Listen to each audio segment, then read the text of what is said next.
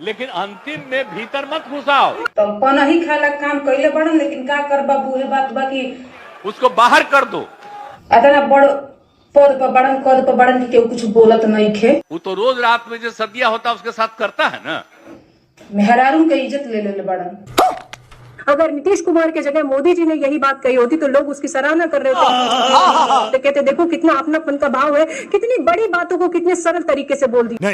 DJ कुंदन राजा। तो का हाल बा भाई लोग, आशा करतनी कि अच्छा होखब मस्त होखब। तो भाई लोग नीतीश बुढ़ऊ के बयान पर आई नेहा सिंह राठौर सुनो जा का कहले वाली, थोड़ा बहुत इंट्रो में सुन लो जा, ओकरो ले झकास शब्द अगर सुने के बाद तो आई हमारे वीडियोवा में सुन लो जा भाई लोग। तो हम तुम लोग के तुरंत सुनावत नहीं भाई लोग। आई वीडियो के लास्ट तक एक क्या कमेंट करियो जाके वीडियोवा कैसा लागल। तो साइड में भैया एक हजार नेहा सिंह राठौर के आ रहा है बात नीतीश कुमार के बयान पर। ए चाची, क्या बाबू?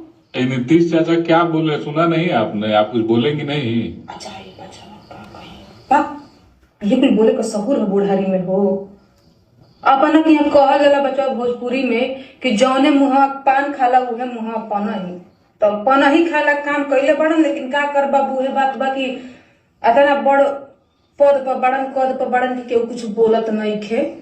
मेहरारू के इज्जत ले ले बड़न। सब बात का एक बात हम ये कहूँ, आ कहाँ बोलने पड़न हो कुल बात? विधानसभा में सर। अरे हमें नतिया दिखावत रहे हो कि आजी है देखू का बोलत सन, और तू जब जनानी बनानी ना रही सन ना कहाँ है?